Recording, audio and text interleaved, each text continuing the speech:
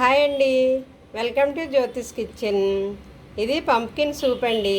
అవును, గుమ్మడికాయతో కూడా మనము సూప్ చేసుకోవచ్చు. చాలా అంటే చాలా బాగుంటుంది. వేడివేడిగా తాగితే గొంతులో హాయిగా ఉంటుంది. అది ఎలా చేయాలో తయారీ విధానం చూద్దాం ఇప్పుడు. ఇదిగోండి, గుమ్మడికాయతో సూప్ చేయడానికి నేను తీసుకున్న పదార్థాలు. ఇది గుమ్మడికాయ ముక్కలు చిన్నగా కట్ చేశాను. ఒకటే పచ్చిమిర్చి, ఇవేమో ఇవి పచ్చి బఠానీ చిన్న కప్పుడు తీసుకున్నాను. ఇదేమో చిన్న ఉల్లిపాయ అనమాట, చిన్నగా కట్ చేసి ఉంచుకున్నాను. అయితే మనం ఇప్పుడు ఈ గుమ్మడికాయ ముక్కలు ఒక గిన్నెలోకి వేసేద్దాము.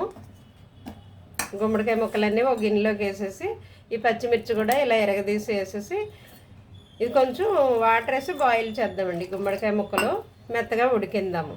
ఉడికిన తర్వాత మిగతా యాడ్ చేద్దాం. ఇదిగోండి, ఉడికిపోయాయి మన గుమ్మడికాయ ముక్కలు. ఇదిగో ఈజీగానే కట్ అవుతుంది. ఇది ఇప్పుడు స్టవ్ ఆపేసి చల్లారి పెట్టాలి. చల్లారిన తర్వాత గ్రైండ్ చేద్దాం. అది బయట చల్లారి పెట్టానండి. చల్లారిన తర్వాత దాన్ని మనం గ్రైండ్ చేద్దాము. అయితే ఈ లోపల నేను తాలింపు పెట్టి వేపుతానమాట ఉల్లిపాయలు అవిని. ఇదిగో కొద్దిగా ఆయిల్ వేసాను కొంచెం. దాంట్లో నేను ఉల్లిపాయలు వేసి వేపుతాను అనమాట. చిన్నగా కట్ చేసి ఉంచుకున్నాను కదా ఉల్లిపాయ ముక్కలు. ఇది కొంచెం వేగేటప్పుడే మనం ఇందులో ఈ బఠానీ వేసేద్దాం, పచ్చి బఠానీ.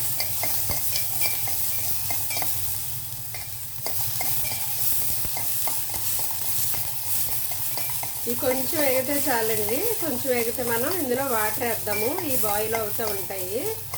బాయిల్ అయ్యేటప్పుడు మనం అది ఉడకబెట్టిన పంప్కిన్ ముక్కల్ని గ్రైండ్ చేసి అది ఇందులోకి వేయాలన్నమాట. ఈ లోపల ఇవి ఉడుకుతూ ఉంటాయి. అవి గ్రైండ్ చేసి వేద్దాం. కొద్దిగా కొత్తిమీర వేస్తున్నాను.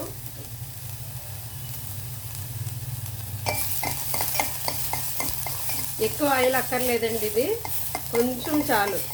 ఒక చుక్క స్పూన్లో సగం వేసాను నేనైతే. ఒక స్పూన్ కూడా ఫుల్గా వేయలేదు. ఇప్పుడు వాటర్ వేసేద్దాం ఇందులో.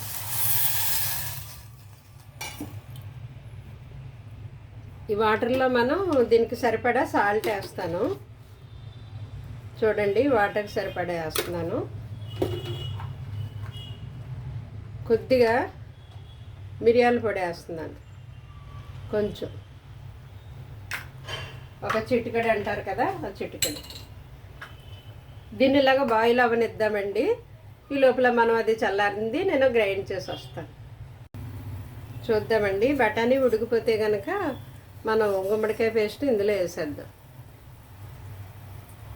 ఉడికిపోయిందండి, బఠానీ మెత్తగా ఉడికింది. అయితే నేను గ్రైండ్ చేశాను కదా, ఇది గుమ్మడికాయ పేస్ట్ ఇందులో వేసేద్దాం. బాగుంటుందండి. ఒకసారి మీరు కూడా ట్రై చేయండి. ట్రై చేశాక ఎలా వచ్చిందో నాకు కామెంట్ పెట్టండి. ఇది ఒక ఇద్దరికి సరిపోతుందండి. 2 కప్పులు అవుతుంది. ఇద్దరు తాగడానికి సరిపోతుంది. ఒకసారి దీన్ని మంట పెంచి హైలో మరగనిద్దాం. ఇప్పుడు గుమ్మడికాయ తీగా ఉంటుంది కదా, బాగోదేమో అనుకోవద్దు. మనం ఇందులో పచ్చిమిర్చి వేసాము, తర్వాత మిరియాల పొడి వేసాము. అయితే నేను కొద్దిగా ఇందులో దాల్చిన చెక్క పౌడర్ అండి, దాల్చిన చెక్క పొడి వేస్తున్నాను, ఒక చిటికెడు. ఇది చాలా చిన్న స్పూను, ఇందులో పావు వంతు వేసాను నేను. ఆ ఫ్లేవర్ బాగుంటుందండి దాంట్లోకి. ఇది మరుగుతుంది కదా, ఇప్పుడు మళ్ళీ మనం కొద్దిగా కొత్తిమీర వేద్దాం. ఇందాక కొంచెమే వేసాను నేను సాల్ట్. ఇప్పుడు దీనికి కూడా సరిపడా కొద్దిగా సాల్ట్ యాడ్ చేస్తున్నాను.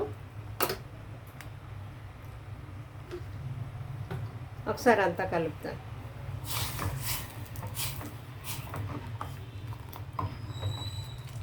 ఇప్పుడు ఇది ఒక 2 మినిట్స్ మరగాలండి, తిరగబడాలి. మరగనిద్దాం. ఇదిగోండి, మరుగుతుంది కదా మన సూపు. అయితే ఇందులో నేను 1 స్పూను ఓట్స్ వేస్తున్నానండి. Oats 1 spoon. అది కొంచెం మనకి తినడానికి బాగుంటుంది అనమాట. మరీ ఎక్కువ వద్దు, 1 స్పూనే. ఇదిగో చూసారా, బాగా పలచగా ఉంది కాబట్టి నేను 1 స్పూన్ వేసాను. ఇది కొంచెం ఉడికిన తర్వాత మనం తింటూ తాగుతూ ఎంజాయ్ చేసేలాగా కొంచెం చిక్కబడుతుంది. అలా బాగుంటుంది కూడా. షుగర్ ఉన్న వాళ్ళు ఇలా తిన్నారనుకోండి, సూప్ తాగుతూ ఇవి తింటే వాళ్ళకి పొట్ట ఫిల్ అయిపోతుంది అనమాట, కడుపు నిండుతుంది వేరే ఏది తినకుండా. మరి ఆకలిస్తే ఇంకో పుల్క లేదా 2 పుల్కాలు తినొచ్చు, కానీ ఇలా ఓట్స్ వేసుకుంటే కూడా ఇందులో బాగుంటుంది. కొంచెం ఒక 2 మినిట్స్ అలాగా ఉడకనిద్దామండి. ఓట్స్ వేసాం కదా, చూద్దామండి. ఉడికిపోయాయండి, ఓట్స్ ఉడికిపోయాయి, కూరగాయలు అన్నీ ఉడికిపోయాయి. ఇంక మనం స్టవ్ ఆపేయడమేనండి, బౌల్లోకి వేసుకుని తినేయడమే. బౌల్లోకి వేస్తాను. ఇదిగోండి అయిపోయింది మన సూపు. ఇప్పుడు దీన్ని ఇలాగా తీసుకొని తింటూ తాగాలన్నమాట. పైన నేను కొత్తిమీర వేస్తున్నాను మళ్ళీని. దీన్ని ఇలాగా తీసుకుని తింటూ తాగాలి. అయిపోయింది ఫైనల్గా మన సూపు. Okay, thank you.